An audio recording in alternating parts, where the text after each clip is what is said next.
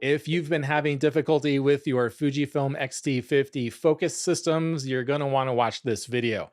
Here you're going to learn what the differences are between the different focus modes, same with all the different AF area modes, when to use each one and how. You're going to see how to use face and eye detection and subject detection, and then finally, how to focus manually with your Fujifilm X-T50 and all the great manual focus tools that this camera has. This video is a free preview lesson from my Fujifilm X-T50 tutorial course. You can go to photocourses.link/xt50 to watch even more free preview videos. And if you do want to enroll in the full course, use the coupon code TUBE20 to get 20% off. So without any further ado, here are all of the different focus tools and techniques in the Fujifilm X-T50. We're going to start the demonstrations for camera operation by looking at focus. And to really have full control over how your camera focuses, you want to take that auto selector lever out of the auto position. I know a lot of us didn't spend this much money on a camera to leave it in auto all the time. You can certainly photograph in auto, there's no shame in doing that. When you do, however, just note that a lot of the camera functions are not going to be available to you because the camera is in charge. So you can put that lever in auto, press the shutter halfway to focus, verify the focus lock using the indications that we'll see in just a minute, and take the photo. But if you want absolute control over your camera's focus, move that switch out of auto, and we're going to start by looking at single shot autofocus, or AFS. If you're photographing stationary subjects, or subjects that are moving around, but they're not changing the distance to you, so they're not moving towards you or away from you, then single shot autofocus is the mode that you're going to want to be in. In single shot autofocus, when you command autofocus, the camera is going to search for a focus lock. Once it gets the focus lock, it's done working. It's not going to try to figure out the autofocus anymore, no matter how long you keep that shutter button pressed. So you put your focus area over your subject, press the shutter button halfway, confirm the focus lock, and then press the shutter button all the way to make the photo. To get into single shot autofocus, move the focus lever on the front of the camera to S.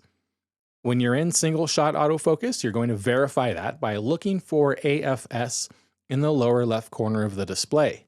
Note that if you're using the large indicators mode, you won't see this indication, and your screen is going to look vastly different. To change your AF mode, or the focus area size, you can go into your AF/MF setting menu and then select AF mode. You can shortcut to this menu by programming a custom function control to AF mode, and we'll look at how to customize our controls in an upcoming video. But if you set your AF mode in the AF/MF setting menu to all, as I suggested earlier, you'll set your autofocus mode while shooting just by tilting the joystick and then using the command aisle to cycle through the different AF modes and sizes. This is available when Edit Focus Area is set for the tilt function in the focus lever setting menu. Go ahead and set wide. That's a pretty good starting point using the wide autofocus area. You'll know that you're in wide autofocus area by seeing the white hash marks around the corners of the display. When you press the shutter button halfway to command autofocus, you'll verify that you have an autofocus lock by seeing green squares over the areas where the camera has decided to focus. You'll also see a green circle in the lower left corner of the display where AFS was, and if you have your AF beep volume turned up, you'll also hear the autofocus beep confirmation to let you know that you have a lock. A bad lock is indicated by a red AF square with the exclamation point and AF on the display, and in the lower left corner of the display, you'll see a blinking white dot. If you have a bad autofocus lock, reasons for that could be that there's not enough light to get autofocus, there's not enough contrast to detect any kind of contrast for autofocus, or you may be too close to the subject. So search for an area with better contrast, more light, or back away from the subject. So now go ahead and try this out for yourself. Set the focus mode to AFS, set the AF mode to wide, point your camera at something, press the shutter halfway, verify the focus lock, and then press the shutter all the way to capture the photo. When you did that, were the green squares over your subject, over the area that you wanted to focus on? I hope so, but sometimes wide is not discerning enough. Sometimes you need more precise control over choosing the entire screen for your focus. So in these situations, the zone and single point autofocus modes are a lot better to give you more precise control. The zone area takes up approximately 1/4 to 1/2 the screen. You can change the size of that zone using the command dial and move it around the screen with a joystick. This is best if you have a stationary or semi-stationary subject in one portion of the display. And then you have single point, which gives you a really small point for better precision in choosing where to focus, like on an eye. And again, you can move the single point around the screen and set different sizes. To get into any of these autofocus modes, you can go into the AF mode menu and select zone or single point. To change the sizes of these AF modes, you then go into the AF/MF setting menu and select focus area. Or with all selected for the AF mode, you can tilt the joystick to get to the edit screen and then use the command dial to change the size and the joystick to move your focus point around the screen to where you want it. That's if edit is set for the focus lever tilt setting. Press OK to save it. Now try this out for yourself. Go into either the zone or single point autofocus mode, change the size of that zone or single point, move it around the screen to where you want to focus.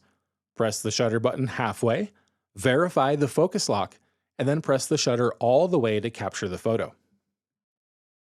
The next focus mode is continuous autofocus, or AFC. This is best when you're photographing moving subjects, especially subjects that are changing the distance between you and them. The distance to your subject is very important for accurate focus.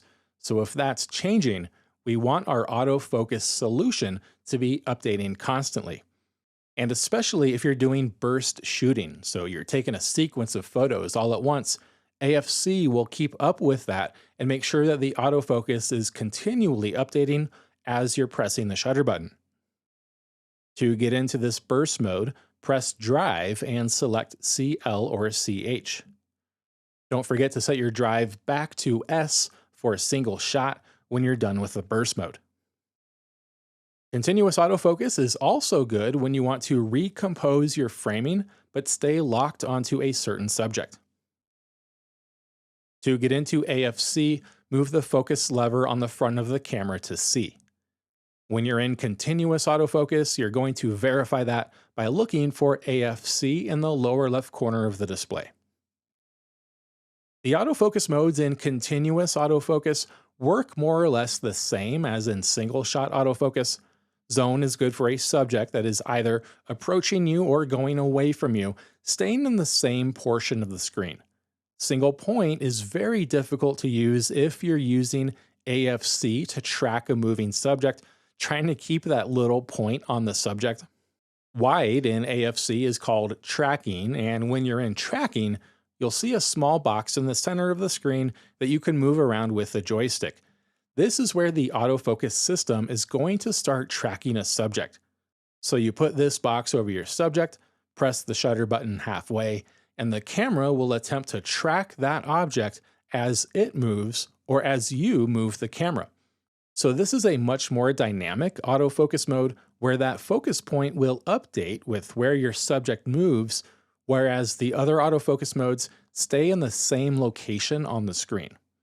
And a note of caution about tracking, while the technology is quite impressive, it sometimes does make errors, so beware of that. While using continuous autofocus, you'll see parentheses in the lower left of the display with a green dot inside the parentheses when the camera verifies the lock. If face and eye detection is set to anything but off, and the camera recognizes a face or eye, you'll see a white box around that face or eye. If it's set to eye detection but sees only a face, it'll still put a box around the face. Once it sees an eye, it'll put a box around the eye.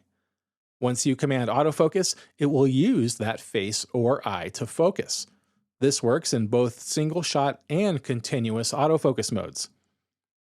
Just be aware of erroneous locks. Sometimes the camera detects a face or eye that is not there, and it can throw off your focus. I like to keep face and eye detection off unless I know that I'm photographing people. This camera also has a new subject detection feature. Tell the camera what kind of subject you're photographing, and it'll look for that subject in or near your focus area.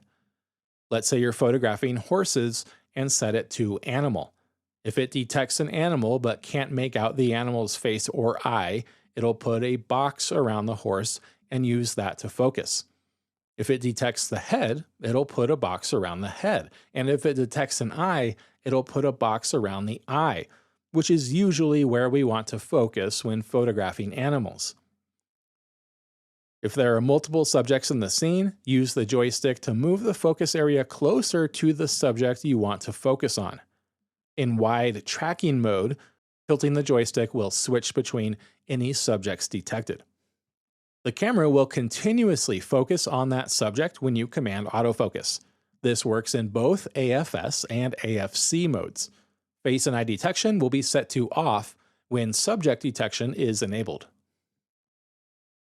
If you want more control over your focus, or for whatever reason autofocus just isn't working, you can go into manual focus mode and try focusing yourself.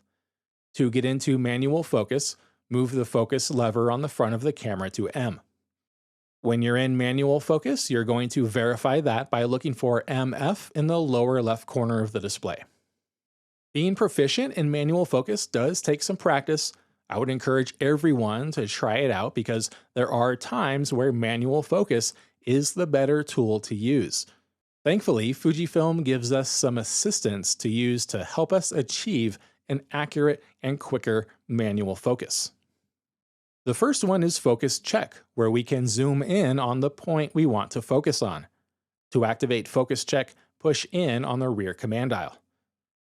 You can use the rear command dial to change the magnification level of the zoom, and then use the joystick to move it around the screen. Push in on the rear command dial again to exit. So go ahead and try this out for yourself. Go into the manual focus mode, activate Focus Check, use the joystick to move it around to where you want to focus, use the rear command dial to change the magnification, and move the manual focus ring to refine your focus in that area. Push the rear command dial to leave Focus Check, then compose and press the shutter button to make the photo. We also have a manual focus assist mode. Go into the AF/MF setting menu and then look for MF Assist. Digital split image slices the frame into horizontal slices, and when the image is out of focus, those slices will not align with one another. As you bring the image back into focus, now those slices are going to start to align. I recommend setting the monochrome split image here because it's easier to see than color. This mode works best when you have a lot of vertical lines. Because the image is split into horizontal slices, misalignment of vertical lines will be much easier to see. The digital microprism is like digital split image, but on a much smaller scale. So you're going to see this digital prism, and when the image is out of focus, all of those squares are going to be misaligned and very obvious. As you bring the image back into focus, those squares will line up and just sort of disappear. This one's a little bit harder to use, but certainly has an application in certain scenes. Focus Peak Highlight will outline areas that are in focus in a bright color. This mode works great for most all scenes, and you can choose from a couple of different colors here. Just find the color that stands out the best against your subject. So if your subject is red, I probably wouldn't choose a red outline, maybe blue, because blue contrasts against red. You can also choose a sensitivity level. High is going to give you very bold colors, but will outline areas that are maybe not in exact precise focus.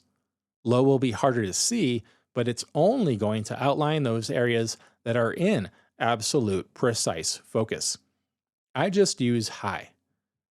And then off turns these modes off. You can cycle through all of these MF assist modes in shooting mode by pressing and holding the rear command dial. We also have the back autofocus button. If you press the AF on button, it will command autofocus while you are in manual focus mode. Wherever you move that box around the screen, that's where it's going to command autofocus.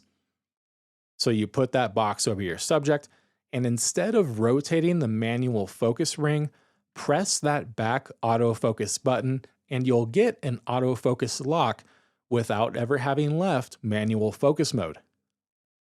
And then you can set this to behave as either single autofocus or continuous autofocus when you press and hold that button in the Instant AF setting found in the AF MF setting menu. So go ahead and try these techniques out for yourself. Select Focus Peak Highlight for the manual focus assist. Choose a color and a sensitivity level that makes sense. Rotate the manual focus ring until those colors are the boldest and the strongest outlined around your subject. Use Focus Check to zoom in if you need to. Move your focus area around the screen with the joystick, and then command autofocus using the back autofocus button. Compose and make your photo. And those are all of our basic focus tools found in this camera. In the next video, we'll look at all of the exposure modes.